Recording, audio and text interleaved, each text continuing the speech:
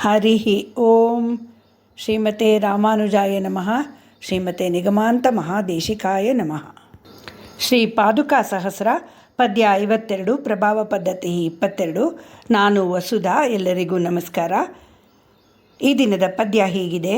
ತಟಭುವಿ ಯಮುನಾಯಾಸ್ತಸ್ತುಷಿ ಯನ್ನಿವೇಶಾತ್ ವಹತಿ ನಿಗಮ ಶಾಖಾ ವೈಭವಂ ನೀಪಶಾಖಾ ಪದಕಮಲಮಿದಂ ತತ್ಪಾದುಕೆ ರಂಗಭರ್ತುಃ ತ್ವಯಿ ಭಜತಿ ವಿಭೂತಿಂ ಪಶ್ಯ ಶಾಖಾನುಶಾಖಾಂ.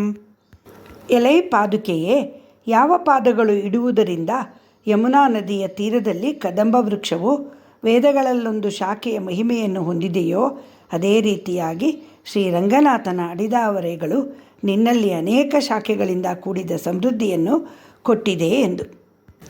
ಅಂದರೆ ಯಮುನಾ ನದಿಯ ತೀರದಲ್ಲಿ ಶ್ರೀಕೃಷ್ಣನ ಪಾದಗಳಿಂದ ಸ್ಪರ್ಶಿತವಾದ ಕದಂಬ ವೃಕ್ಷವು ವೇದಗಳ ಶಾಖೆಯೊಂದರಿಂದ ಮಹಿಮಾನ್ವಿತವಾಗಿರಲು, ಪಾದುಕೆಯೇ ನೀನೂ ಸಹ ಪರಮಾತ್ಮನ ಪಾದಗಳಿಂದ ಸ್ಪರ್ಶಿತವಾಗಿ ಕದಂಬ ಮರದಂತೆಯೇ ದ್ರಾವಿಡ ವೇದದ ಅನೇಕ ಶಾಖೋಪಶಾಖೆಗಳಿಂದ ಮಹಾಮಹಿಮಾನ್ವಿತಳಾಗಿದ್ದೀಯಾ ಎಂದು ಅರ್ಥ.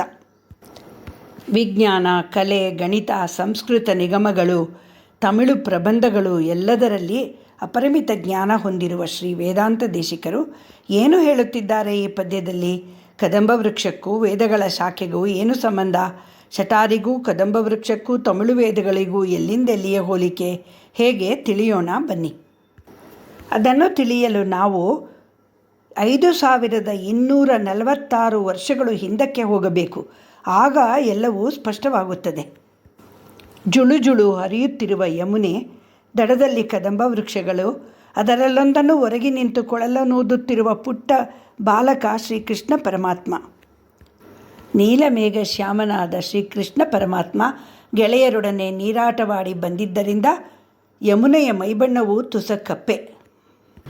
ಕೃಷ್ಣ ಕದಂಬ ವೃಕ್ಷವೊಂದನ್ನು ಹೊರಗಿಕೊಂಡು ನಿಂತಿದ್ದಾನೆ. ಅವನ ಕೈಯಲ್ಲಿ ಕೊಳಲು. ವೇಣುನಾದ ಹೊಮ್ಮುತ್ತಿದೆ. ಆ ವೇಣುನಾದಕ್ಕೆ ಇಡೀ ಜಗತ್ತೇ ಸ್ತಬ್ಧವಾಗಿದೆ. ರಾಧೆ ಕೃಷ್ಣನನ್ನು ಹುಡುಕಿಕೊಂಡು ಕೊಳಲ ದನಿಯನ್ನನುಸರಿಸಿ ಓಡೋಡಿ ಬಂದಿದ್ದಾಳೆ. ಕೃಷ್ಣನನ್ನು ಒರಗಿಕೊಂಡು ಮೈಮರೆತು ಹೋಗಿದ್ದಾಳೆ. ಗೋಕುಲದ ಗೋಪಿಯರೆಲ್ಲ ಅತ್ತೆ ಮಾವಂದಿರಿಗೂ ಹೆದರದೆ ಗಂಡನನ್ನು ಬಿಟ್ಟು ತೊಟ್ಟಿಲಿನ ಹಸುಗೂಸನ್ನು ಮರೆತು ಧಾವಿಸಿ ಬಂದಿದ್ದಾರೆ. ಕೃಷ್ಣನ ಕೊಳಲ ಗಾನಕ್ಕೆ ಮೈಮರೆತು ಹೆಜ್ಜೆ ಹಾಕಿ ನೃತ್ಯ ಮಾಡುತ್ತಿದ್ದಾರೆ. ಎಲ್ಲೆಡೆಯಲ್ಲಿ ಆನಂದವೋ ಆನಂದ, ಸಚ್ಚಿದಾನಂದ. ಗೋಕುಲ ಭೂಲೋಕ ವೈಕುಂಠವಾಗಿದೆ. ಆಗ ಕೃಷ್ಣ ಹೇಗೆ ಕಾಣುತ್ತಿದ್ದಾನೆ ಬನ್ನಿ ನೋಡೋಣ.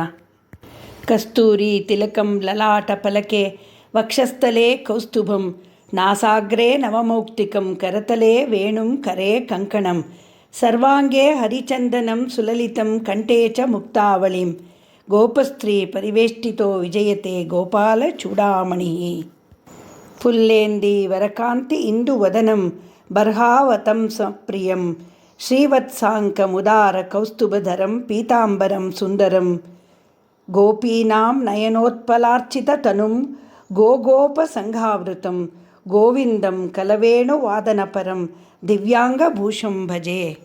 ಶ್ರೀಕೃಷ್ಣ ಪರಮಾತ್ಮ ಕದಂಬ ವೃಕ್ಷವನ್ನು ಹೊರಗೆ ನಿಂತಿದ್ದಾನೆ. ಪೀತಾಂಬರ ಧರಿಸಿದ್ದಾನೆ. ಕೊರಳಲ್ಲಿ ವೈಜಯಂತಿ ಮಾಲೆ, ಎದೆಯಲ್ಲಿ ಕೌಸ್ತುಭ, ಕೈಯಲ್ಲಿ ಕಂಕಣ, ಕರತಲಗಳಲ್ಲಿ ಕೊಳಲು.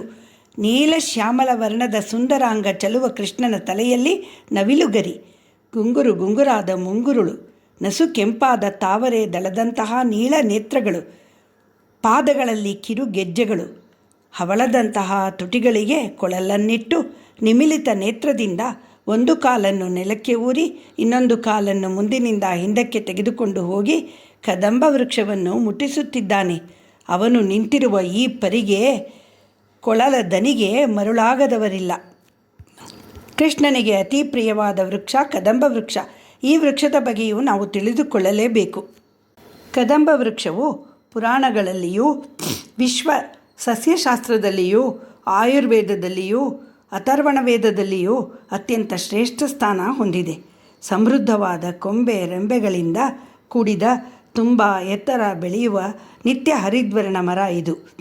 ಸುಮಾರು 500ರಿಂದ 1500 ವರ್ಷಗಳವರೆಗೂ ಬದುಕಿರುವ ಮರ. ಈ ಗಿಡದ ತುಂಬ ಎಲೆಗಳು, ಹೂಗಳು, ಕಾಯಿಗಳು, ಹಣ್ಣುಗಳು ಸಮೃದ್ಧವಾಗಿರುತ್ತವೆ. ಕದಂಬ ವೃಕ್ಷದ ನೆರಳು ತುಂಬ ಹಿತಕರ. ಅದರಿಂದ ಬೀಸುವ ತಂಗಾಳಿ ಸುಗಂಧಮಯ ಮತ್ತು ಆಹ್ಲಾದಕರ. ಪಕ್ಷಿ, ಪ್ರಾಣಿ, ಪತಂಗಗಳಿಗೆ ತುಂಬ ಇಷ್ಟವಾಗುವ ಮರ. ಇದರ ಎಲೆಗಳು ಪಶುಗಳಿಗೆ ಸಮೃದ್ಧ ಆಹಾರ. ಕಾಯಿ, ಹಣ್ಣುಗಳು ಸಿಹಿ ಸಿಹಿ, ಪ್ರಾಣಿ ಪಕ್ಷಿಗಳಿಗೆ ಹಬ್ಬದೂಟ. ಇನ್ನು ಹೂವುಗಳು ತಿಳಿ ಹಳದಿ, ಕೆಂಪು ಮಿಶ್ರಿತ ಚಿನ್ನದ ಬಣ್ಣದ ಗುಂಡಗಿನ ಹೂಗಳು. ಪತಂಗಗಳಿಗೆ ಅದೇ ಆಕರ್ಷಣೆ. ಗರ್ಭಿಣಿ ಸ್ತ್ರೀಯರಿಗೆ ಇದರಡಿಯಲ್ಲಿ ಸುಖಪ್ರಸವ. ಈ ಮರಗಳು ಜಾಸ್ತಿ ಇರುವಲ್ಲಿ ಸಾಂಕ್ರಾಮಿಕ ರೋಗಗಳಿಗೆ ನೋ ಎಂಟ್ರಿ. ಇದು ಇರುವಲ್ಲಿ ವಾಯುಮಾಲಿನ್ಯ ಇಲ್ಲವೇ ಇಲ್ಲ.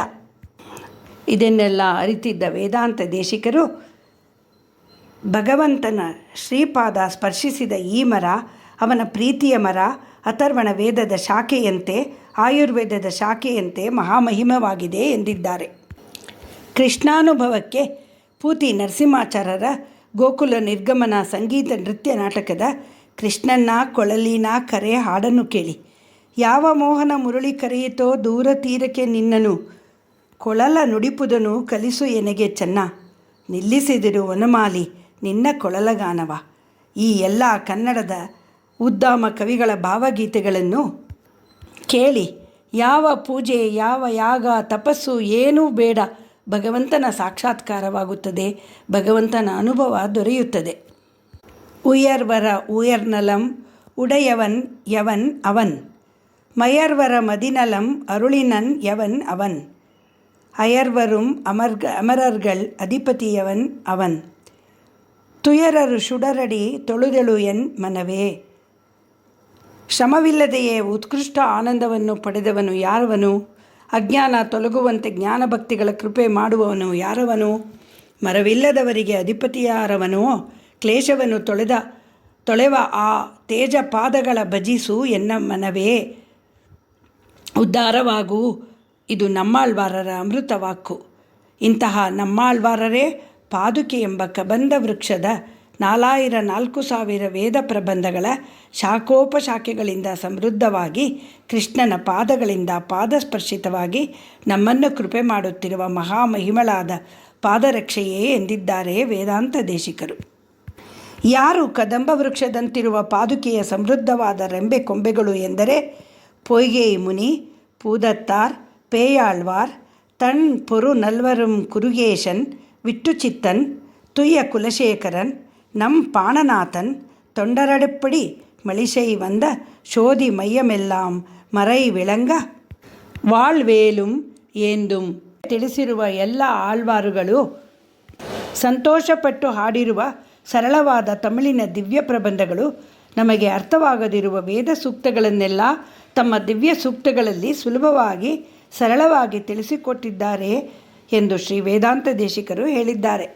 ಶಟಾರಿ ಎಂಬ ನಮ್ಮ ಕದಂಬ ವೃಕ್ಷದ ಶಾಖೆಗಳು ಎಂದರೆ நம்மாழ்வாரರ முன் உரைத்த திருவிருத்தம் 100 பாட்டும், முறையன் வரும் அசிரிய 7 பாட்டும், முன்னிய நல்பொருள் திருவந்தாதி மறவாதபடி 87 பாட்டும், பின் உரைத்தது ஓர் திருவாய்மொழி எப்போதும் பிழையற 1102 பாட்டும், இன்னிலத்தில் வைகாசி விசாகம் தன்னில் எழில் குறுகை வரும் ಮಾರಾ ಇರಂಗುನಿಯೇ.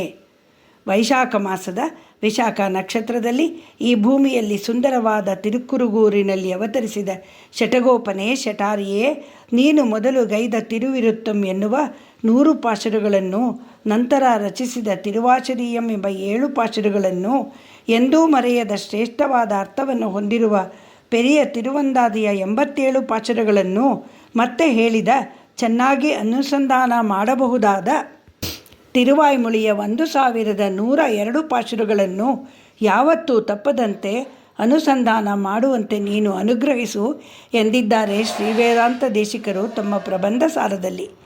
ಇನ್ನು ಉಳಿದ 11 ಜನ ಆಳ್ವಾರುಗಳು, ಅವರ ದಿವ್ಯ ಸೂಕ್ತಿಗಳು ಕದಂಬ ವೃಕ್ಷದ ಅನೇಕ ರೆಂಬೆ ಕೊಂಬೆಗಳು, ಎಲೆ, ಹೂವು, ಹಣ್ಣುಗಳಂತೆ. ಇದರಿಂದ ಸಮೃದ್ಧವಾಗಿ ಮಹಾಮಹಿಮಳಾದ ಪಾದುಕೆಯೇ ಎಂದಿದ್ದಾರೆ ಶ್ರೀ ವೇದಾಂತ ದೇಶಿಕರು ಈ ಪದ್ಯದಲ್ಲಿ. ಅವರು ಶ್ರೀಕೃಷ್ಣನ ಪಾದಸ್ಪರ್ಶವಾದ ಕದಂಬ ವೃಕ್ಷದ ಮಹಿಮೆಯನ್ನು, ಅದೇ ಪಾದಸ್ಪರ್ಶ ನಿರಂತರವಾದ ಶಟಾರಿಯ ಮಹಿಮೆಯನ್ನು, ಸಂಸ್ಕೃತ ವೇದ ತಮಿಳು ವೇದಗಳು ಸಾಕ್ಷಾತ್ಕರಿಸುವ ಶ್ರೀಮನ್ನಾರಾಯಣನ ಪಾದಗಳ ಮಹಿಮೆಯನ್ನು, ಅವನ ಪಾದಸ್ಪರ್ಶದಿಂದಾಗುವ ಸೃಷ್ಟಿಯ ಮಹಿಮೆಯನ್ನು ಹೇಳಿದ್ದಾರಲ್ಲದೆ ಶ್ರೀಕೃಷ್ಣನ ಪಾದಸ್ಪರ್ಶವಾದ ಯಮುನೆಯನ್ನು ನೆನಪಿಸಿಕೊಂಡಿದ್ದಾರೆ ವೇದಾಂತ ದೇಶಿಕರು. ಶ್ರೀರಂಗಮಣಿ ಪಾದುಕಾಭ್ಯಾಂ ನಮಃ. ಶ್ರೀ ನಿಗಮಾಂತ ಮಹಾದೇಶಿಕಾಯ ನಮಃ.